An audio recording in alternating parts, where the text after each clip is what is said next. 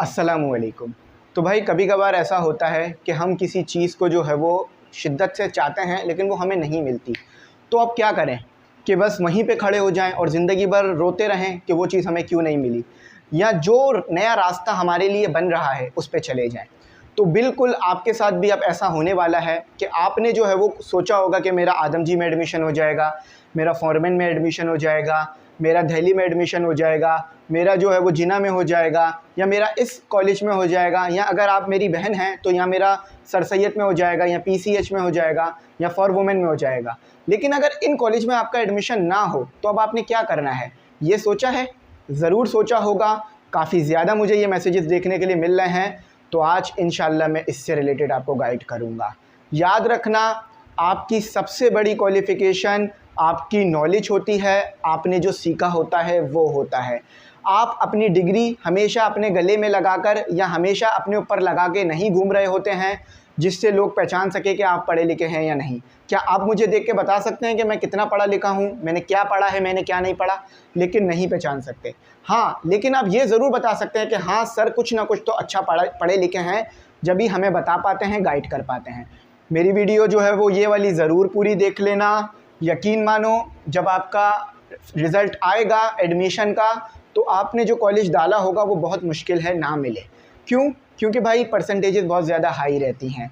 अब उस सिचुएशन में क्या करना है ये मैंने आपको बताना है, क्योंकि एक अच्छा टीचर जो होता है ना, मैं ये समझता हूँ कि वो सिर्फ बच्चे को क्लास में गाइड नहीं करता बल्कि ज़िंदगी के हर मामले में उसको रहनुमाई देता है और उसको एक अच्छी रास्ते पे चलाता है। माँ बाप के बाद जिस इंसान से सबसे ज़्यादा कोई बच्चा सीखता है वो होता है टीचर। यानी माँ बाप के बाद जो इंसान सबसे ज़्यादा किसी बच्चे को सिखा रहा होता है वो टीचर होता है। तो मैंने आपको ये बताना है कि अगर आपका उस कॉलेज में नाम ना आए जिस कॉलेज में आपने एडमिशन लेना था, या 5 बेस्ट कॉलेजेस जो आपने डाले थे उनमें से किसी में भी नाम नहीं आ रहा, तो अब क्या करना है ये बताना है मैंने। और सप्ली वालों को भी बता दूंगा कि क्या मसला आ रहा है। तो आज का टॉपिक क्या है? 5 बेस्ट कॉलेजेस में नाम नहीं आए तो क्या करें। सबसे पहले मेरी बात ये सुन लो कि जिस कॉलेज में भी आपका नाम आए आपने एडमिशन ले लेना है। हाँ, अपनी फील्ड नहीं छोड़ना। अगर आपको चाहिए था एडमिशन मेडिकल में और आप मेडिकल के लिए बिल्कुल दीवाने हो या दीवानी हो लेकिन एडमिशन नहीं मिला, तो ज़रूर इम्प्रूवमेंट की तरफ जाना, इम्प्रूवमेंट के एग्ज़ाम देना। लेकिन आपने सिर्फ शौक़ में मेडिकल ले लिया था और मेडिकल में आपका नाम नहीं आ पाया, तो फिर जिस फील्ड में नाम आ रहा है, प्री इंजीनियरिंग, कंप्यूटर साइंस, उसमें चले जाना, या किसी दूर के कॉलेज में नाम आ रहा है उसमें चले जाना। अब मैं अपनी आपको जो है वो एग्जाम्पल दे देता हूँ ताकि मोटिवेट हो जाओ। मुझे एडमिशन लेना था फॉरमेन कॉलेज में। किस में एडमिशन लेना था? मैं देखो बिल्कुल भाइयों वाली बात करूँगा, कोई भी बड़ा चढ़ा के झूठ नहीं बोलूँगा। हज़ारों लोग मुझे सुन रहे हैं, अगर मैं कोई झूठ बोलूँगा तो फिर मुझे इसका हिसाब ज़रूर देना होगा, ठीक है? तो मैं कोई झूठ बात नहीं कहूँगा। मुझे कॉलेज चाहिए था क्योंकि मैं नाज़िमाबाद नंबर 1 में रहता हूँ, ठीक है? तो मुझे कॉलेज चाहिए था, फॉरमेन कॉलेज चाहिए था मुझे, ठीक है? फॉरमेन कॉलेज चाहिए था, लेकिन मेरा नाम जो है वो फॉरमेन में नहीं आ सका। मेरी परसेंटेज अच्छी थी, मेरी परसेंटेज ए ग्रेड था मेरा, लेकिन मेरा फॉरमेन में नाम नहीं आया, बल्कि मेरा नाम जिना में भी नहीं आया, जबकि जिना में मुझसे कम वाली परसेंटेज के बच्चों का एडमिशन हो गया था। मेरा नाम जिना में भी नहीं गया, मेरा नाम आया सिटी कॉलेज मूसा कॉलोनी में। अब ये कहाँ पर है? ये बना हुआ है ज़ियाउद्दीन के पीछे। मैंने बहुत वहाँ पर जो है वो विज़िट किया है, बहुत वहाँ पे मैं जाता था, तो मुझे अच्छी तरीके से गली गली याद हो गई है। तो मेरा नाम कहाँ आया? सिटी कॉलेज मूसा कॉलोनी में मेरा नाम आया। अब मेरे पास 2 रास्ते थे, या तो मैं इम्प्रूवमेंट का एग्ज़ाम देता, या तो मैं इस चीज़ को एक्सेप्ट करता कि मैंने माजी में गलतियाँ की, तो जब भी मेरे हाल में मेरे साथ ये हुआ।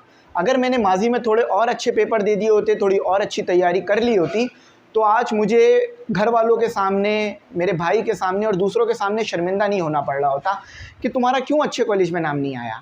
तो मैंने कहा कोई नहीं, मैं इस कॉलेज में जाऊंगा और इस कॉलेज से पढ़ूंगा। मैं उस कॉलेज में गया, मैंने एडमिशन लिया, मैंने बहुत सारी दुआएं की अल्लाह ताला से और अल्लाह ताला ने मेरी दुआएं कबूल की। लेकिन फिर मैंने उस कॉलेज में डिसाइड कर लिया था कि अगर मैं यूनिवर्सिटी में जाऊंगा तो NED में जाऊंगा, वरना नहीं जाऊंगा। मैं जाऊंगा तो सिर्फ NED में जाऊंगा, वरना नहीं जाऊंगा। तो जब मैंने ये पूरा अपना डिसाइड कर लिया कि मैं NED के अलावा कोई यूनिवर्सिटी नहीं लूँगा, तो फिर मैंने मेहनत की, सिटी कॉलेज में रह कर मेहनत की और सीखा, समझा, मेहनत की। अपनी ईदें, ईद के फर्स्ट डे आप क्या करते हो? नानी के यहाँ जाते हो, दादी के यहाँ जाते हो, रिश्तेदारों में जाते हो, शॉपिंग एंजॉय करते हो। मैंने ईद के दिन चैप्टर नंबर 6 जो आपका था ना, सीक्वेंस एंड सीरीज़, उसको सॉल्व किया था ईद के फर्स्ट डे, सेकेंड डे और थर्ड डे। क्यों याद है मुझे ये? क्योंकि मैं उस दिन वो सॉल्व कर रहा था और साथ ही साथ पछतावा भी मुझे हो रहा था कि काश मैंने थोड़ी मेहनत और की होती तो आज मैं भी ईद पर एंजॉय कर रहा होता, ना कि मैं ये सॉल्व कर रहा होता। नमाज़ पढ़ी ईद की और फ़ौरन नमाज़ पढ़ते ही पूरी ईद का दिन, ऐसा नहीं है कि सिर्फ शाम तक सॉल्व किया, रात में दोस्तों के साथ घूमने चला गया, नहीं, ना ही दोस्तों के यहाँ गया, ना ही रिश्तेदारों के यहाँ गया। ईद के अब आप बोलोगे सर हम कैसे भरोसा कर लें? मेरी बात पे भरोसा करें, क्योंकि अगर मैं झूठ बोलने वालों में होता तो मैं इतनी मेहनत आप लोगों के लिए नहीं कर रहा होता, अपना इतना कीमती टाइम आपके लिए नहीं दे रहा होता। आज भी संडे है, तो संडे और सैटरडे को मेरे को सबसे ज़्यादा टाइम मिलता है आप लोगों को पढ़ाने का, तो सबसे ज़्यादा टाइम मैं देता हूँ। काफ़ी सालों हो गए हैं मैंने अपने रिश्तेदारों की कोई फैमिली वेडिंग में नहीं गया। क्यों नहीं गया? पढ़ना है, पढ़ाना है। अच्छा, और काफ़ी सालों हो गए हैं मैं जो है वो कहीं दूर नहीं जा पाया। क्यों? क्योंकि अगर मैं चला जाऊंगा तो इस कोचिंग को कैसे कोई संभालेगा। मुझे पाकिस्तान टूर करना है, मुझे और जाना है, लेकिन मैं नहीं जा पाता। क्यों? क्योंकि अगर मैं चला जाऊंगा तो इस कोचिंग को कैसे चलाया जाएगा। तो इसीलिए आपको बता रहा हूँ कि अगर किसी ऐसे कॉलेज में नाम आ जाए जहाँ पर आप नहीं जाना चाहते थे, मतलब परसेंटेज उसकी कम है, तो आप उसमें ज़रूर चले जाना, फील्ड नहीं छोड़ना। लेकिन अब अपना इरादा कर लो। जो 9 मैट्रिक में गलतियाँ हुई, बेशक 9 मैट्रिक में दोस्ती यारियाँ बहुत थी, तो इतना पढ़ाई में दिल नहीं लग पाता था स्कूल में और इतना नहीं समझ पाते थे, लेकिन एनईडी में ज़रूर जाना है अगर इंजीनियरिंग के स्टूडेंट हो, और डाउ में आपने ज़रूर जाना है अगर मेडिकल के स्टूडेंट हो। ये आज ही अपना गांठ बांध लो, ये आज ही डिसाइड कर लो और उसके लिए मेहनत करो। ईद हो, कोई भी त्यौहार हो, पढ़ाई को टाइम दो। देखो भाई, मैंने अपनी ईदें, मैंने बकरीद पे भी मेहनत करी, ईद पे भी मेहनत करी, फिर बकरीद के बाद जाकर जो है वो मुहर्रम से कुछ पहले, नहीं मुहर्रम के बाद, बल्कि मुहर्रम के बाद फिर जो है वो एप्टीट्यूड टेस्ट हुआ था एनईडी का, और अल्लाह का शुक्र है मैंने अच्छे नंबरों से वो पास किया और मेरा एनईडी में एडमिशन हुआ। आज भी जब मैं एनईडी में जाता हूँ तो मैं अल्लाह का शुक्र अदा करता हूँ रोज़ सुबह, क्योंकि जिस यूनिवर्सिटी में मुझे पढ़ने का मौका मिल रहा है, बेहतरीन टीचर है, बेहतरीन स्टाफ है, बेहतरीन इन्वायरमेंट है, बेहतरीन क्लासेस है, बेहतरीन प्रोजेक्टर है, बेहतरीन जो है वो वाइट बोर्ड है, बेहतरीन जो है वो तमाम इंतज़ामात हैं, बेहतरीन मिड का निज़ाम है, बेहतरीन फ़ाइनल का निज़ाम है, बेहतरीन लैब का निज़ाम है। सब कुछ इतना अच्छा है, पढ़ने का दिल करता है, पढ़ने में दिल लगता है। तो एनईडी में ज़रूर जाना। अगर आपको कोई आपका मर्ज़ी का कॉलेज नहीं मिल रहा है, एनईडी पे कॉम्प्रोमाइज़ मत करना। और अगर मेडिकल के स्टूडेंट हो तो डॉ पे कॉम्प्रोमाइज़ मत करना, क्योंकि फ्यूचर का सवाल है। एनईडी से पढ़ने के बाद मुस्तकबिल आपका ब्राइट है, डॉ से पढ़ने के बाद बहुत बेहतरीन लोग जो हैं वहाँ से निकले हैं, उन्होंने बहुत इंसानियत की खिदमत की है, और एनईडी का भी ऐसा ही है। स्कॉलरशिप्स भी बहुत अच्छी मिल जाती हैं, तो ज़रूर इनको मत छोड़ना। अब जो मैंने आपको मोटिवेशन देनी थी वो दे दी है। यकीन मानो, अगर आज आप फेल हो ना, तो आज फेल नहीं हुए हो आप, आज से कई सालों पहले, आज से 1 साल पहले ही आप फेल हो गए थे जब आपने उसकी तैयारी नहीं करी थी। ठीक है, तो मेरी बात आपको समझ में आ गई होगी। अच्छा, अब अगर क्लेम फॉर्म कब फिल करना है ये भी सुनते जाओ। अगर आपकी परसेंटेज बहुत हाई है, फॉर एग्जांपल आपकी परसेंटेज 80 है, 80% है, ठीक है, और जिस कॉलेज में आप जाना चाहते थे उसकी परसेंटेज जो क्लोज हुई है वो 85, 84 पर हुई है, तो क्लेम फॉर्म फिल कर देना, वरना क्लेम फॉर्म वहीं नहीं फिल करना, जहाँ पे कॉलेज में नाम आया है वहीं पे एडमिशन ले लेना। देखो, मैं फिर कह रहा हूँ, मेहनत करना। ऐसा ना हो कि आज जो पछतावा हो रहा है या जो होगा वो आपको एनईडी के टाइम पे भी हो कि काश मेरा एनईडी में एडमिशन हो जाता। हज़ारों बच्चे अप्लाई करते हैं एनईडी में, 15-20 हज़ार से ज़्यादा अप्लाई करते हैं, लेकिन सिर्फ 2000 बच्चों का एडमिशन होता है, तो कितना ज़्यादा कंपटीशन आपका होता है। मैं अल्लाह का बहुत शुक्र अदा करता हूँ कि मुझे एनईडी मिली। यकीन मानो, मेरे अंदर कोई इतनी काबिलियत नहीं है, लेकिन ये यूनिवर्सिटी में जो लोग हैं ना, जो इसकी इंतज़ामिया है, वो काबिल है, आपको कुछ बना देगी, आपको कुछ सिखा देगी। ठीक है, तो इसमें ज़रूर जाना, इसको मत छोड़ना। मुझे पता है, इसलिए मैं कह रहा हूँ। अब मैं यहाँ पर इससे ज़्यादा क्या गाइड कर सकता हूँ आपको, क्योंकि मैं खुद भी वहाँ पढ़ता हूँ, तो मुझे पता है कितना अच्छा इंतज़ाम है। अच्छा, प्राइवेट कॉलेज में चले जाएँ तो देखो भाई, अगर प्राइवेट कॉलेज में जाना ही था तो फिर आपने, मुझे उम्मीद है कि ये फॉर्म नहीं फिल किया होगा, एस्केप फॉर्म। तो अगर प्राइवेट कॉलेज में जाना था तो पहले ही चले जाओ, एस्केप फॉर्म फिल करने की ज़रूरत नहीं है। लेकिन सिर्फ इसीलिए प्राइवेट कॉलेज जा रहे हो कि आपको आपकी मर्ज़ी का कॉलेज नहीं मिला, तो मैं बोलूँगा 50-50 मामला है, अपने पेरेंट्स से डिस्कस करके डिसाइड करना, ठीक है। अच्छा, प्राइवेट एग्ज़ाम नहीं देना, इससे अच्छा तो किसी भी कॉलेज में एडमिशन लेके एग्ज़ाम दे दो, क्योंकि प्राइवेट एग्ज़ाम में क्या है आपके लिए कि बहुत ज़्यादा बोर्ड ऑफिस के चक्कर लगाने पड़ते हैं, और फिर आपको जो है वो फ़ीसिस भी अलग से देनी पड़ती है एग्ज़ाम की, लंबी लंबी लाइनों में ख्वार होना पड़ता है बैंक की, क्योंकि मैं भी एक बार बड़ा ख्वार हुआ था। तो प्राइवेट एग्ज़ाम मत देना, कॉलेज से ही एग्ज़ाम देना। फॉर्म फिल करना भी बहुत आसान हो जाता है, एग्जामिनेशन, इनरोलमेंट फॉर्म भी फिल करना बहुत आसान हो जाता है। बस 2 फॉर्म फिल करने होते हैं आपको, इनरोलमेंट और एग्जामिनेशन, ईज़िली आपका काम हो जाता है। तो जो भी गाइडेंस दी है बड़ा भाई समझकर अपने पास रखना। और एनईडी, अगर इंजीनियरिंग के स्टूडेंट हो, कंप्यूटर साइंस के स्टूडेंट हो, तो एनईडी पे कॉम्प्रोमाइज़ नहीं करना। कॉलेज पे कर लो, मैं खुद कह रहा हूँ कर लो, लेकिन एनईडी पे कॉम्प्रोमाइज़ नहीं करना। और मेडिकल के स्टूडेंट हो तो डाउ पे कॉम्प्रोमाइज़ नहीं करना। सर हम कॉमर्स वालों ने क्या बिगाड़ा है? तो भाई कॉमर्स वाले हो तो कराची यूनिवर्सिटी में कॉमर्स की बेहतरीन फील्ड्स हैं, और एनईडी के अंदर भी कॉमर्स की बेहतरीन फील्ड हैं। डेवलपमेंट स्टडीज़ है, बिज़नेस से रिलेटेड एक कॉमर्स की फील्ड पूरी है, बिज़नेस डिपार्टमेंट है उधर, और डेटा मैनेजमेंट साइंस है, ठीक है, ये फील्ड्स हैं। और आर्ट्स की भी एक फ़ील्ड मौजूद है एनईडी में, इंग्लिश लिंग्विस्टिक, उसमें बीएस होता है, तो वो ले लेना, ठीक है। मैं उम्मीद करता हूँ आपको मेरी बात अच्छी लगी होगी। देखो मैंने भी मेहनत करी, अपनी ईदें आप लोगों के लिए दी, तो जब भी आज मेरे अच्छे खासे सब्सक्राइबर हैं और आप लोग मुझे सुन रहे हो, अपनी ईदें एनईडी के लिए दी, यानी ईद पर भी एनईडी की तैयारी की। तो देखो फिर आज मेरा एनईडी में एडमिशन हो पाया और मैंने एनईडी में पढ़ा और पढ़ रहा हूँ। तो आप लोग भी ज़रूर मेहनत करना। एक और बात, आखिरी बात कह रहा हूँ, बोर नहीं करूँगा ज़्यादा, क्योंकि अक्सर कभी कभार जो है ना, बच्चे को समझाना ज़रूरी होता है और वहीं पर उसके लिए मुस्तकबिल बदलता है।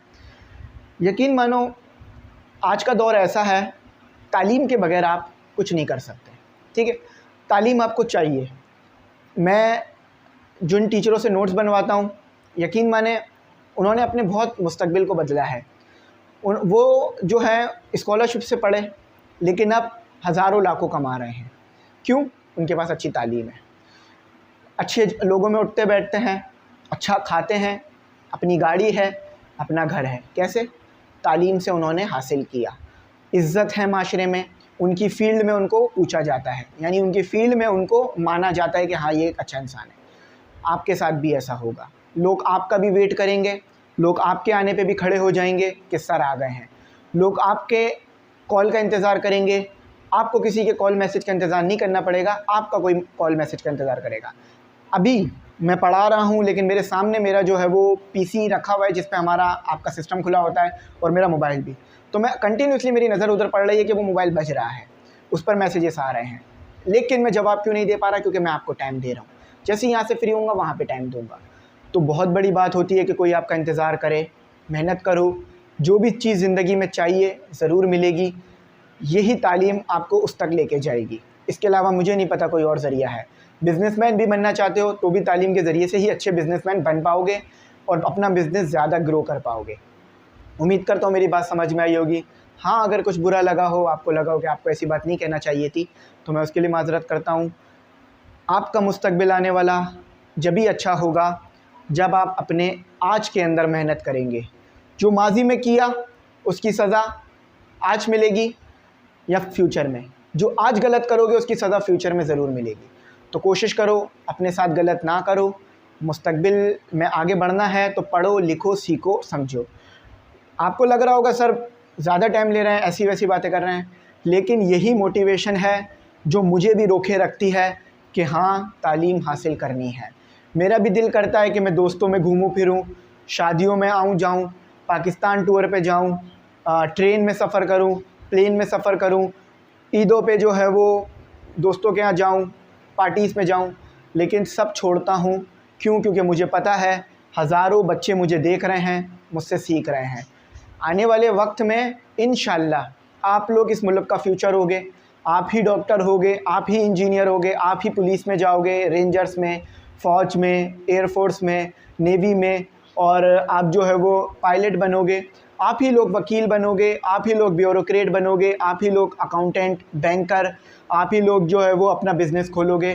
तो जब आप लोग ये सब कुछ करोगे तो मुझे भी इससे फ़ायदा होगा क्या, कि मैंने आपको सिखाया था, आप लोग मुझे अपनी दुआओं में याद रखोगे, और मैं जब इस दुनिया से जाऊंगा तो एक अच्छाई अपने साथ लेके जाऊंगा कि मेरी वजह से काफ़ी लोगों ने सीखा, समझा और काफ़ी कुछ बने।